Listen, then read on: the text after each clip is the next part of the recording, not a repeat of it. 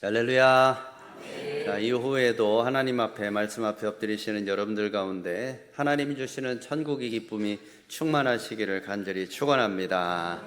자, 우리 옆에 분들에게 축복하시죠. 하나님이 당신을 기뻐하십니다. 축복하십시오.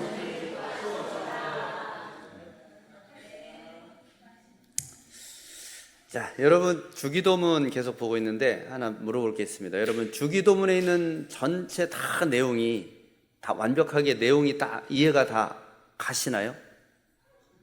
아니에요? 그러면 제일 이해 안 가는 데가 어디세요? 사람마다 다 다를 수는 있는데 어디가 이해가 간 것이나요? 우리가 우리의 죄를 사해 준 것 같이 거기세요? 오늘 제목이라서 그렇게 얘기하신 거 아니고 진짜로 그래요? 그렇게 살지를 못해서. 여러분 그러면 이걸 어떤 식으로 이해하고서 지금까지 주기도문을 하셨나요? 우리가 우리의 죄를 사하여 준 것 같이 우리의 죄를 사하여 주옵시고. 사실 저도요 요거 잘 이해가 안 가는 부분이었어요. 이 말이 우리가 우리의 죄를 사하여 준 것 같이, 그러면 우리한테 죄사함의 권세가 있다는 얘기잖아요. 그러면 하나님이 우리에게 죄사함의 권세를 주신 적이 없잖아요.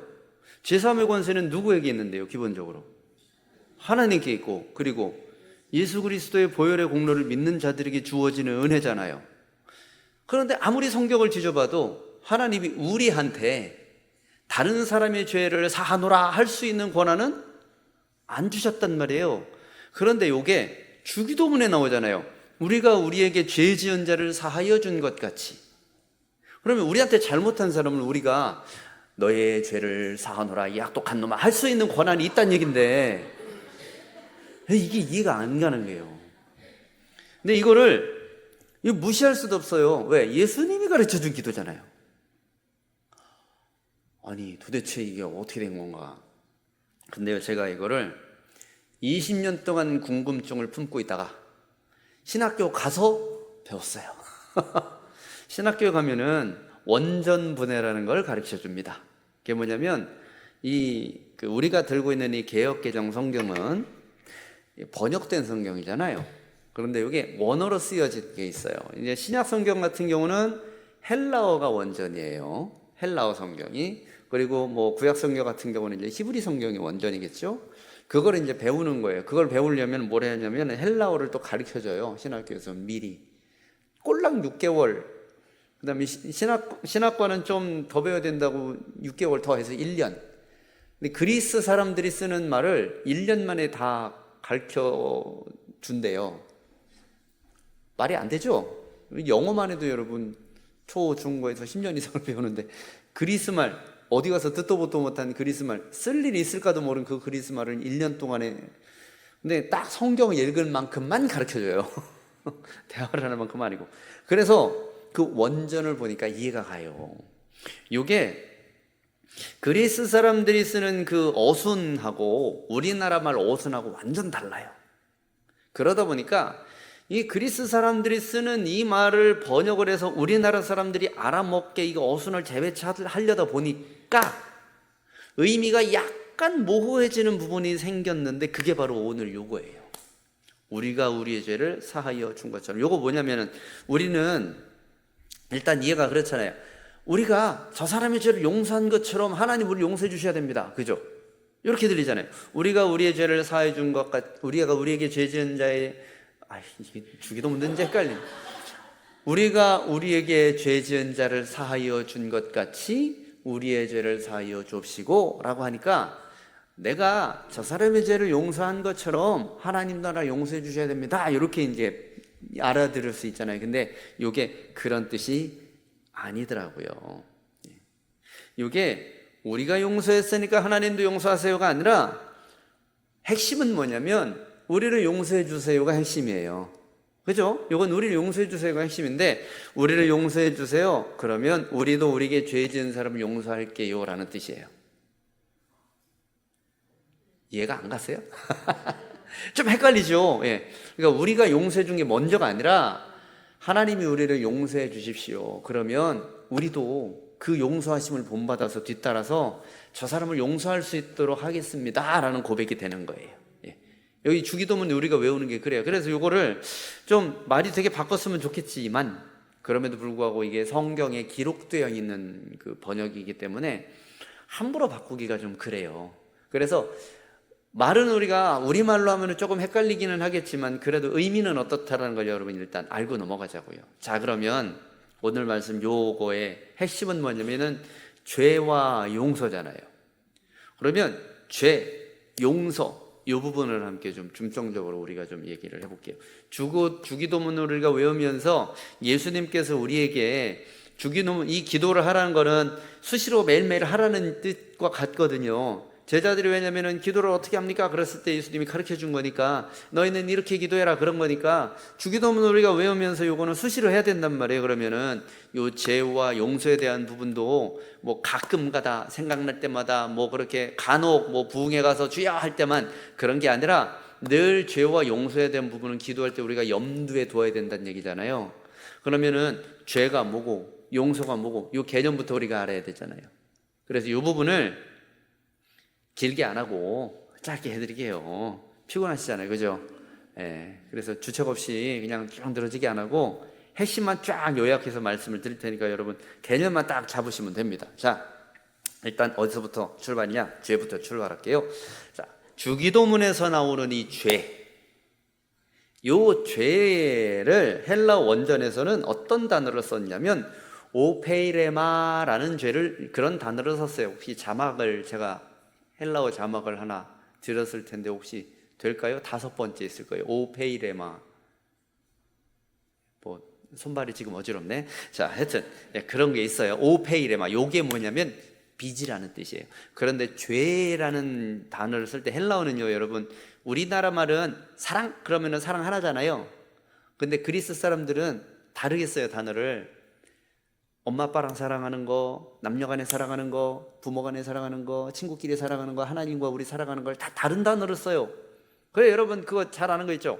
하나님과 우리의 사랑, 하나님이 우리에 대한 사랑, 아가페, 친구와의 사랑, 우정, 그건 필레오, 남녀간의 사랑, 로맨스? 에로스, 그 다음에 친척 간에 부모 자식 간에 그런 사랑, 스토르게, 그런 게 있어요. 하여튼 그렇게 써요, 걔네들은.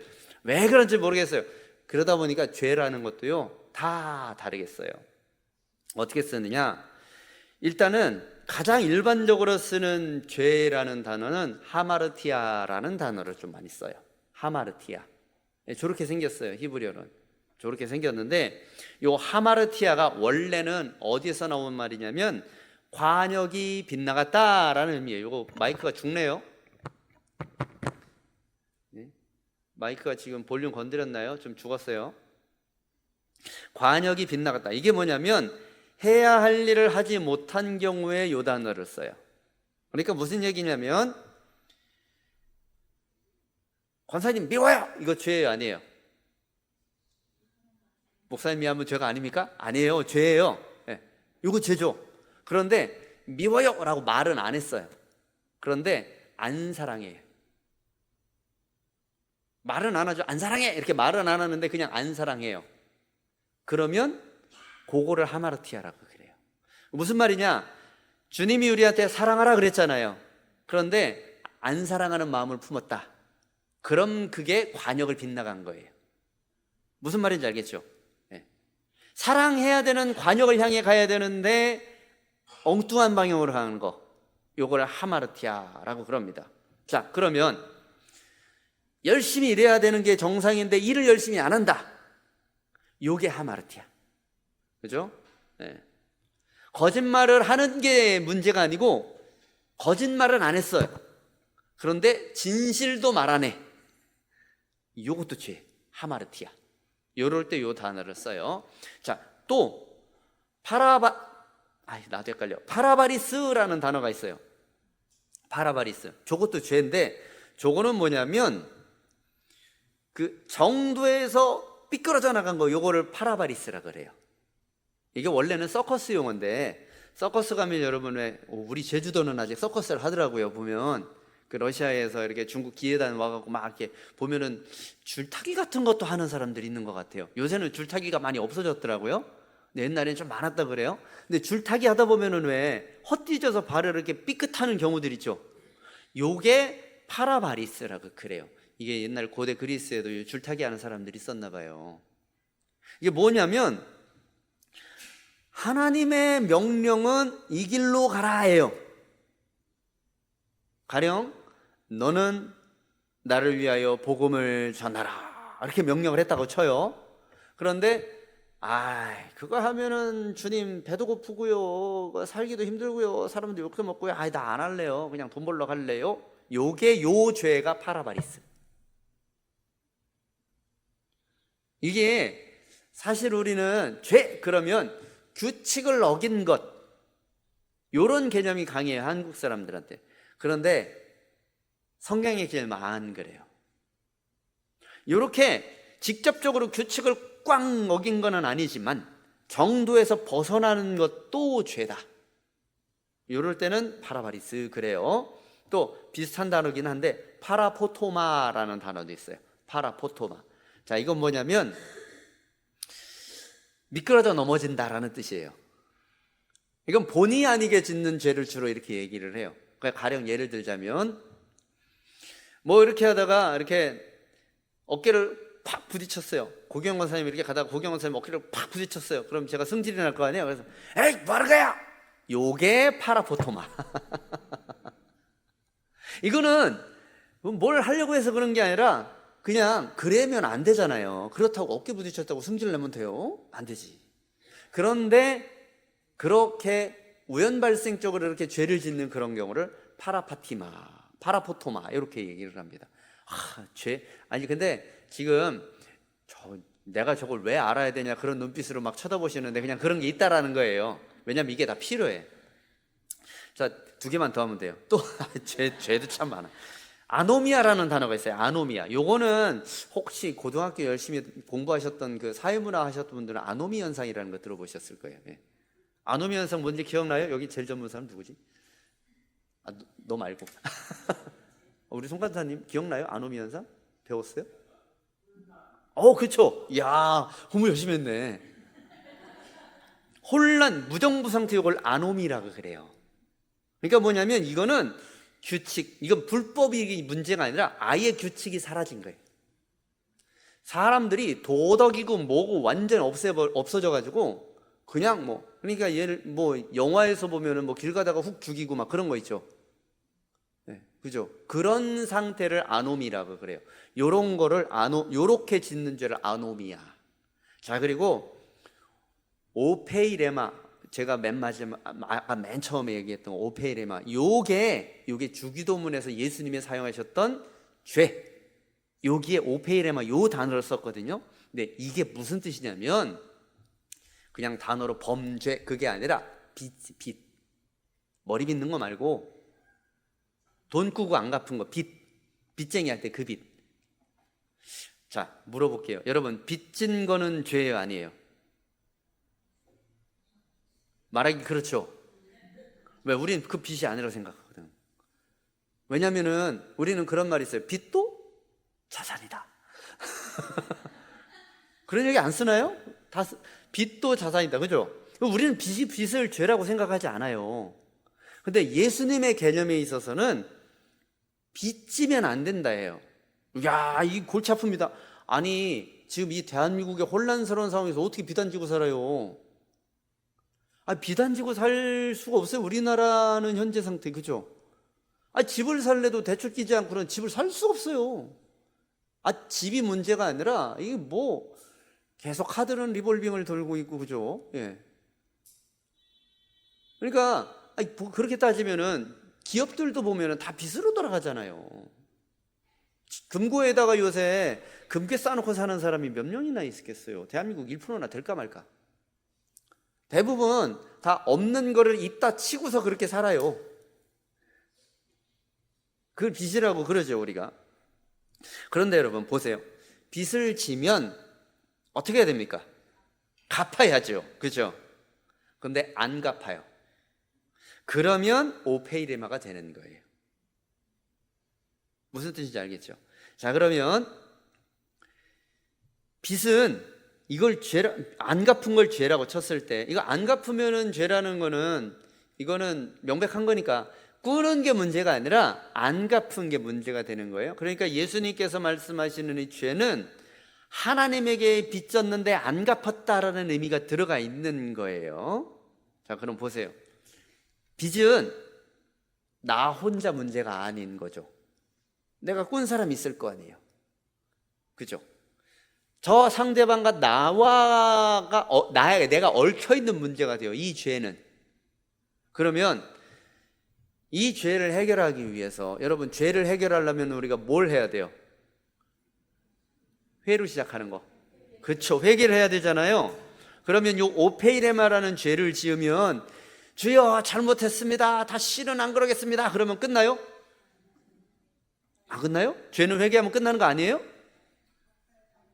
갚아야 돼요. 그렇죠. 그러니까 예수님이 말씀하신 요 오페이라마 요 죄는 우리가 우리의 죄를 사해 준 것처럼, 요거는 뭐냐면 하나님과 사이에 우리가 청산할 게 있다는 얘기예요. 요거를 꾸고 안 꾸고 금전적으로 대출을 받고 안 받고 그렇게 단순하게 생각하지만 말고, 하나님과의 우리와의 관계에 있어서 우리가 하나님 앞에서 청산해야 될 문제가 있어요. 그거를 청산하지 않으면 안 된다라는 개념이 바로 이 죄라는 개념이에요. 그러니까 죄는 하나님에게 있어서 규칙을 어겼냐, 규칙을 지켰냐, 요 문제를 뛰어넘는 거예요. 우리는 흔히 규칙 안에서만 하면은 죄가 아니다라는 개념을 일반적으로 갖고 있어요. 그런데 예수님은 그렇지 않아요. 예수님에게 있어서 죄는 뭐냐면 하나님과 우리 사이의 관계를 깨뜨리는 건 죄인 거예요. 우리가 하나님과 청산해야 될 게 뭐예요? 불순종이죠. 불순종. 정확하게 얘기하면 어떤 거? 원죄로 얘기하자면 에덴 동산에서 하나님이 먹지 말라라고 한 그거를 지멋대로 따먹은 거. 째째하게 과일 하나 갖고 참 하나님 너무하시네, 그게 아니라 먹지 말라고 한 거를 어긴 그 자체가 문제잖아요. 그거가 청산이 돼야 되는 거예요. 그거 청산은 어떻게 하는데요? 사과를 다시 키워다가 다시 붙여놔야 되나? 어떻게 해야 되는 거예요, 그거? 할 수 없죠. 그렇죠? 할 수 없죠. 우리는 못해요. 어떻게 해야 돼요, 이거? 이거는 우리는 방법이 없어요. 하나님이 해 주셔야지. 하나님이 길을 여셨죠. 구약에는 어떻게? 율법. 그리고 신약으로 와서는 예수 그리스도. 그래서 예수 그리스도를 통해서 그거를 청산해야 요 오페이레마가 갚아지는 거예요. 그런데 그걸 거부하고 있으면 여전히 죄를 짓는 거죠. 자, 그러면 내가 하나님 잘못했습니다, 이걸로 끝이 아니에요. 그러면은 잘못했습니다 하나님, 그랬을 때 하나님께서 야, 안 돼, 가지고 와, 빌린 거 다 갖고 와, 갚아, 이렇게 이야기하면 어떻게 될까요? 이거는 안 끝나요. 그죠? 안 끝나요. 그런데 여러분, 다행스럽게도 내가 탕감해 줄게, 그걸 너는 믿기만 해. 그럼 네가 진 빚은 어떻게 했냐면 내 아들 예수가 있어, 걔가 갚았어. 걔가 대신 갚았거든. 그러니까 너는 그렇게 갚았다는 걸 믿고 인정만 해. 그러면 내가 그거 다 탕감해 줄게. 이렇게 얘기하신 거예요, 하나님이.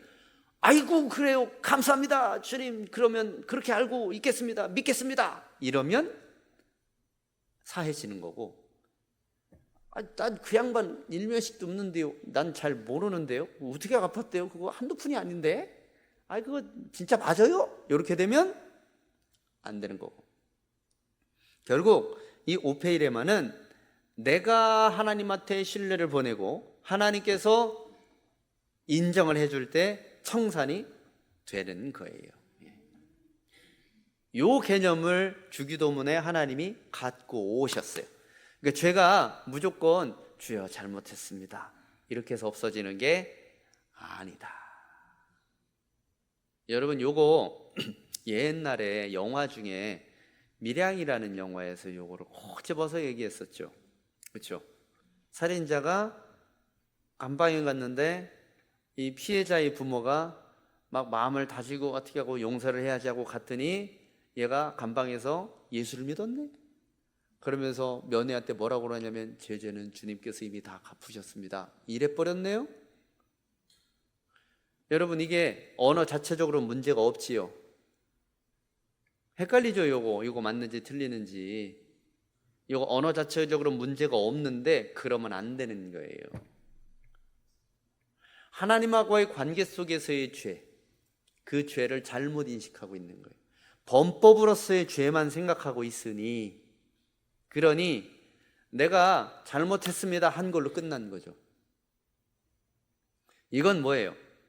하나님께서 상대방에서 관계 가운데서 용서하겠습니다가 이루어져야, 그래야 사함이 일어나는 거거든요. 그러니까 우리가 하나님 앞에 가서 무조건 잘못했습니다 주여 요런다고 끝나는 게 아닌 문제예요, 죄는. 그래서 죄랑 뭐가 바로 연결되냐면 회개가 연결이 되는데, 자, 이 회개, 우리가 오해하고 있는 회개의 개념도 한 두어 가지 살펴볼게요. 자, 여러분, 회개는 평생 몇 번 정도 하면 될 것 같아요?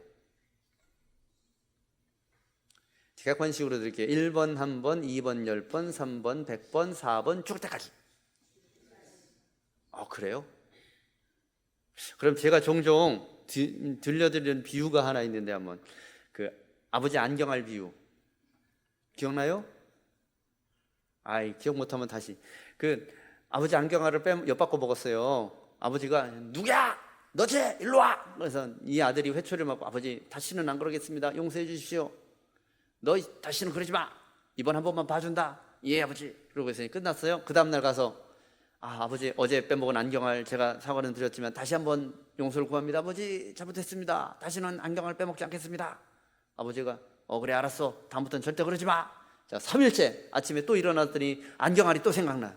자, 아버지 그저께 빼먹은 안경알 죄송합니다. 다시는 그러지 않겠습니다. 자, 그때 아버지는 알았다니까 이제 그거 갖고 자꾸 얘기하지 마. 다시는 그러지 마. 예. 자, 네 번째 날 이걸 한 달 내내 한다. 정상이 비정상이에요? 평생 회개해야 된다며요. 좀 전에 그러셨잖아요. 평생 회개해야 된다며요. 네?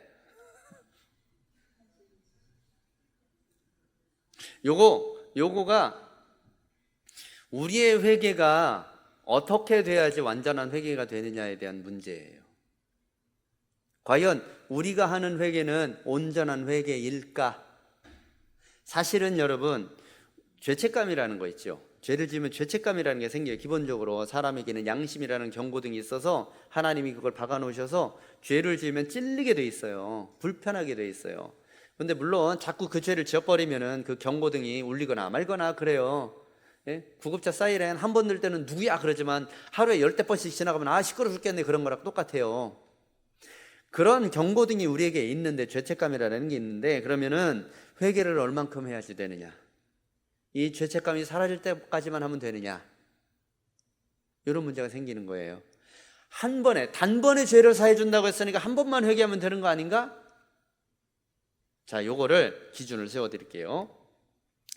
회개가 한 번만 하면 되느냐? 여러분, 이건 무슨 뜻이냐면 성경에 분명히 나와요. 하나님께서 예수 그리스도의 보혈을 통해서 우리의 죄를 몇 번 만에 해결하셨대요? 단번에 해결하셨대요. 자, 그러면 단번에 해결하셨으니 우리가 지은 죄에 대해서 또 회개하고 또 회개할 필요는 없겠지요. 그게 바로 안경알이에요. 어제 안경알로 아버지에게 용서를 받았으면 용서받은 그것을 가지고 믿어야지 또다시 가서 그걸 끄집어내고 안경알 예전에 제가 지은 죄 갖고 또 끄집어내서 또 회개, 예전에 지은 죄 내일도 또 회개, 모레도 또 회개, 이럴 필요는 없다는 거예요. 왜? 하나님께서 용서를 하셨으면 그것을 믿으면 되는 거지요. 그런데 그럼에도 불구하고 우리에게 회개는 평생 필요한 부분이에요. 여러분들 말이 틀린 게 아니에요. 그건 뭐냐면 우리는 그 죄만 죄가 아니잖아요. 우리에게는 여러 가지 죄악들이 계속 생각난단 말이에요. 계속 있단 말이에요. 지은 죄에 대하여서 하나님께 용서를 받고 회복되었으면 그거로 믿으면 끝나지만, 나는 어제는 오른쪽 안경알을 빼먹었지만 오늘은 왼쪽 안경알을 빼먹는단 말이에요. 그게 우리 인간이란 말이죠. 안경을 빼먹어서 빼먹을 안경알이 없으면 그 다음에 안경테를 갖다 팔아먹는단 말이에요. 그게 우리 인간이란 말이에요. 그래서 여러분, 우리의 회개는 그칠 수가 없어요. 자, 보세요. 예수 믿으면 죄사함 받아요, 안 받아요? 받지요. 그러면 작년에 예수 믿고 결단해서 세례받고 죄사함 받았습니다, 아멘. 그래서 세례까지 받고서 이제는 성도입니다, 박수까지 받고 임명장도 받고 해서 나는 세례교인이다, 이제 교족부에 등록도 되고 다 됐어요. 그런데 올해 와서 목사님 다시 세례를 받아야 될 것 같아요. 자, 그러면 돼요, 안 돼요? 왜요? 그건 신분의 문제이기 때문이죠. 신분의 문제이기 때문이에요. 죄사함이라는 거는 뭐냐면 하나님께서 우리의 죄를 사해 주셨다라는 그 부분에 대해서 우리가 죄인임을 하나님께서 우리가 인정을 하고 하나님께 나아가서 하나님께로부터 그 부분을 용서받았다라는 의미가 있는 거지, 우리가 자꾸 짓는 죄에 대해서 내버려 두면 우리는 구원받은 사람이 됐을 때 죄 짓는 사람이 돼요. 신분상 하나님의 자녀가 되었는데 죄 지을 수 있을까요, 없을까요? 있어요. 의롭다함을 받았는데 죄 지을 가능성이 또 있는 거예요. 하나님의 자녀가 돼서 우리는 의로워졌지만 우리는 또 죄를 져요. 눈만 뜨면 죄를 져요. 입만 열면 죄를 져요. 그렇죠? 그게 연약한 우리 인간이에요. 그래서 우리는요, 우리가 회개하는 부분에 있어서는 끊임없는 그런 성찰이 계속 필요해요.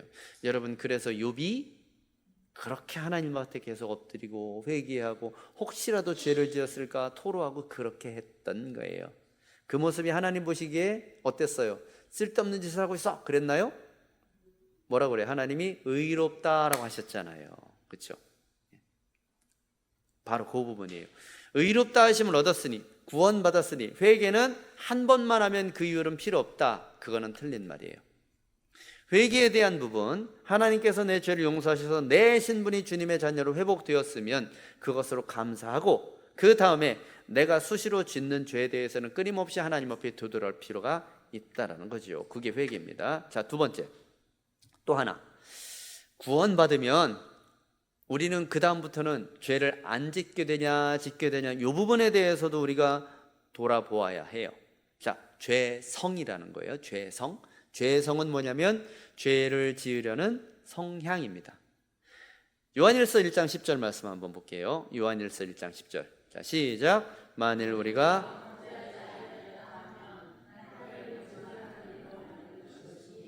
또한 그의 말씀이 우리 속에 있지, 우리가 죄 안 졌습니다 라고 얘기하면 결과가 어떻대요? 하나님을 거짓말장이 만드는 거다. 그럼 하나님 뭐라고 얘기한다는 거예요? 너 죄 졌네 라고 얘기하신다라는 거예요. 너 죄 졌네. 그런데 우리 죄 안 졌는데요? 그러면 하나님이 거짓말장이냐 라는 뜻입니다. 이건 무슨 얘기냐면 우리는 육신을 입고 살아가는 한, 아니 우리 인간 자체는 자꾸 죄를 지으려는 속성이 있어요. 실제로 행위로는 안 나타날 수 있어요. 그런데 죄를 짓고 싶은 마음이 나도 모르게 불뚝불뚝 나타난다는 얘기죠. 언제까지? 죽을 때까지. 요게 문제입니다. 그래서 여러분, 우리는 죽을 때까지 회개해야 되는 거예요. 다행인 거는 뭐냐면 우리가 겉으로 드러나지 않게 이렇게 죄가 안 되는 이유는 성령께서 내 안에 계셔서 그거를 자꾸 눌러주시니까, 그걸 통제하고 계시니까 참 감사한 일이지요. 행여라도 우리가 예배를 게을리하거나 기도를 게을리하거나 그렇게 되면 나도 모르게 그 죄성이 통 튀어나올 수 있다는 얘기입니다. 사람은 야, 이 사람 진짜 착한 사람이야, 그래도 악한 부분이 있고요, 진짜 저 인간은 답이 없어, 나쁜 놈이야 라고 해도 좋은 부분도 있는 거예요. 51%가 선하냐 51%가 악하냐, 그 차이예요. 작은 차이예요. 그걸로 선인과 악인이 사람들 사이에서 나눠질 수 있지만, 오전에도 말씀드렸지만 하나님 볼 때 우리는 다 거기서 거기다. 도토리 키재기, 상술이냐 도토리냐 그 차이.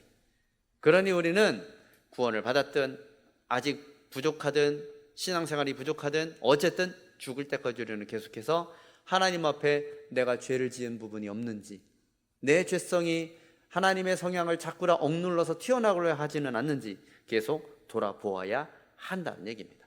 자, 그렇게 해서 회개를 하면 그 다음에 필요한 게 뭐냐? 거기서 끝나냐? 아닙니다. 용서까지 가야 돼요.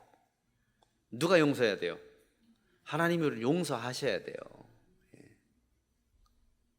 회개는 회개로 끝나면 안 되고요, 용서해야 돼요. 예를 들면 아버지한테 잘못해놓고 안경알 또 안경알 얘기할게요. 안경알 빼놓고 아버지 잘못했습니다, 다시는 안 그러겠습니다, 됐죠? 그러고 간다. 그러면 안 되는 거죠. 그죠? 아버지가 그래 다시는 그러지 마라, 이번엔 용서해 주마, 그렇게 해야 끝나는 거죠. 여러분 거기까지 가야 된다는 거예요. 여러분 우리가 주야 주야 눈물 콧물 쫙 빼고 주야 그러고 이제 집에 가면 끝나냐? 아니에요. 하나님께서 우리를 용서해 주셨다라는 마음속에 확증이 필요합니다. 자, 육신은 밥 먹어야 살죠. 우리의 영혼은 용서받아야 삽니다. 음식을 먹어야 육신이 편안한 것처럼 용서받아야 우리 영혼이 편안해요. 자, 그리고 용서는 또한 하나님의 성품이에요. 그렇기 때문에 용서받은 우리는 용서할 줄도 알아야 돼요. 만약에 용서를 내가 받았는데 내가 용서를 하지를 못한다, 그럼 어떻게 봐도 되냐면 나도 아직 용서 못 받았다고 생각하면 돼요. 왜?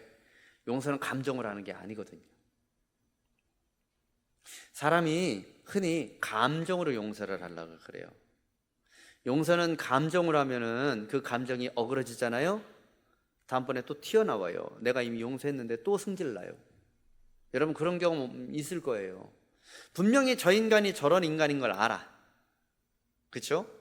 그런데 어느 날 갑자기 얘가 와서 막 눈물 짜면서 막 다시는 안 그러고 말이야. 다시는 잘할게 내가 그랬어요. 그래서 아이 알았어, 용서했어요. 아휴 그래 앞으로 잘하겠지. 근데 하룻밤 자고 일어났어요. 자고 일어났는데 꿈이 뒤숭숭해. 꿈자리도 뒤숭숭하고 아침에 그냥 몸도 찌뿌덕하고 막 피곤하고 짜증이 막 나요. 근데 저 인간이 뚝 보이네. 근데 갑자기 짜증이 확 치밀어 오르면서 옛날에 저 인간이 나한테 잘못했던 것이 또 생각나요. 자, 용서됐어요 안 됐어요? 어제 분명히 했는데 용서한다고. 왜 안 됐을까요? 감정으로 해서 그래요. 진짜 용서는 어떻게 하는 거냐면 하나님이 우리를 감정으로 용서하시는 게 아니에요. 하나님이 우리를 용서하는 것은 대가 지불을 충분히 하나님이 다 치러버렸어요. 예수 그리스도 독생자의 생명을 다 바쳐서, 목숨을 바쳐서 엄청난 일이 일어났거든요. 그거를 대가로 지불을 했으니, 그걸로 용서를 하신다고 했으니 물을 수 없는 거예요, 그거는. 그런데 그 용서가 우리 안에 체득되어서 그 하나님의 마음이 저 사람한테 나가야 그게 진짜 용서가 돼요. 내 감정으로 용서는 분명한 한계가 있어요. 맨날 생각나요. 보기만 하면 생각나고, 예전에 했던 거 비스무리한 짓을 하면 또 성질나고 또 짜증나고 그래요. 그래서 용서는 하나님의 마음을 흘려보내는 겁니다. 그래서 여러분 우리가 용서받았기 때문에 용서를 해야 되는 존재인 거예요. 자, 그리고 또 하나, 용서는 가만히 있으면 받을 수가 없어요. 용서는 용서해달라고 말을 해야지 용서받을 수 있는 거예요. 자, 구원의 은혜는 얼마일까요? 힌트를 드렸습니다. 구원의 은혜는 얼마일까요? 우스갯소리로 구원이라고 그래요. 10원에서 1원 빠진. 근데 구원의 은혜는 공짜잖아요. 그렇죠? 그럼 우리는 하나님한테 공짜로 용서받은 거예요. 그럼 공짜니까 어떻게 해요? 자연스럽게 가져가면 돼요? 어제 바자회 했는데, 바자회 때 이렇게 코너를 보니까 음료수 코너가 있더라고요. 보니까 우리 작년에도 제가 참여를 했지만 우리의 바자회 중에 가장 인기가 없는 코너가 음료수 코너야.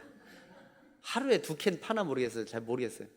반석이한테 제가 수시로 확인을 했는데 아직 못 팔았대. 근데 오후에 가니까 막 나눠주더라고요, 그냥. 공짜로. 야, 구원의 은혜를 받은 것만큼 좋더만요.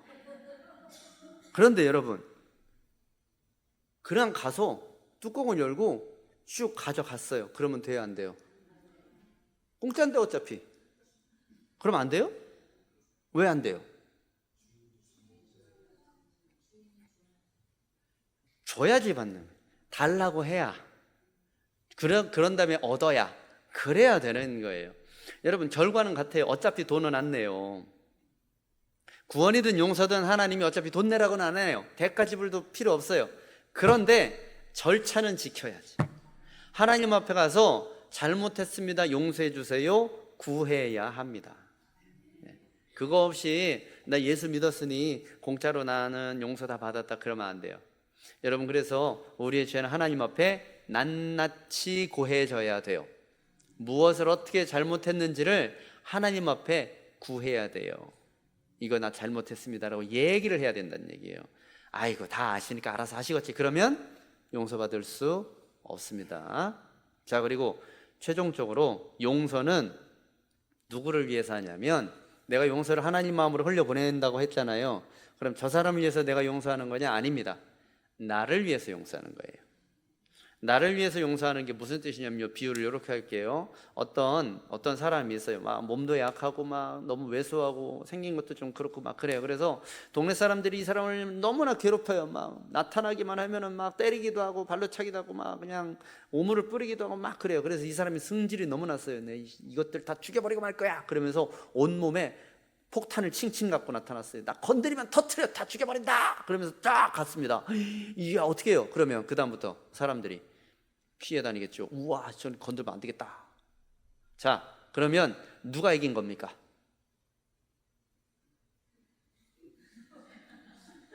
폭탄을 자기 몸에 감고 나타난 이 사람이 이겼을까요? 아니면 이웃 사람들이 이겼을까요? 승리자는 없어요. 그런데 패배자는 확실해요. 솔직히 저 사람들이야 나를 피해 다니면 끝이에요. 그런데 나는 언제 죽을지 몰라요. 여러분, 이거예요, 용서는. 용서를 하지 않으면 폭탄을 내 몸에 감고 다니는 거랑 똑같아요. 저 사람은 나를 안 보면 끝이에요. 그런데 나는 저 사람에 대한 원한을 계속 마음 가운데 쌓아놓고 산단 말이에요. 나한테 아무 말도 안 해도 지나갈 때마다 승질 나잖아요. 아이, 저 인간 진짜, 아유, 어떻게 저렇게 이기적이야. 막. 누구 손에? 내 손에. 여러분, 요거 가장 잘한 사람이 누구냐면 요셉입니다. 요셉은 생명의 위협을 받았죠, 형제들한테. 그런데 어떻게 했어요? 다 용서했잖아요. 누구한테 줬죠? 성경에 보니까요, 요셉은 자유했어요. 그런데 형제들은 아버지 돌아가시면 제가 날 죽일지도 몰라. 막 요셉 앞에서 전전긍긍. 누가 승리자예요? 용서한 요셉이 승리자인 거죠.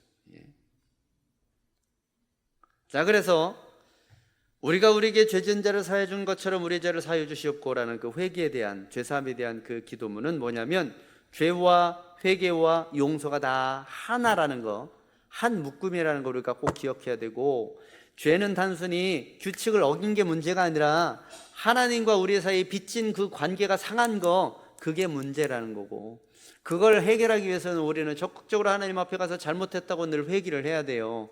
단번에 구원받았으니 끝! 이러면 안 되고, 그리고 나서 하나님께서 우리를 용서해 주셨다는 그 믿음과 확신을 가지고 그 용서를 가지고 다른 사람에게도 나아갈 줄 알아야 돼요. 예수님은 요 한 구절 갖고 요 총망라한 죄를 어떻게 해결하느냐에 대한 이 부분을 다 얘기해 주셨습니다. 자, 앞으로 용서 잘 하시고 회개도 열심히 하시고 더 하나님 앞에 온전해지시기를 축복합니다. 자, 우리 찬양하고 기도합시다.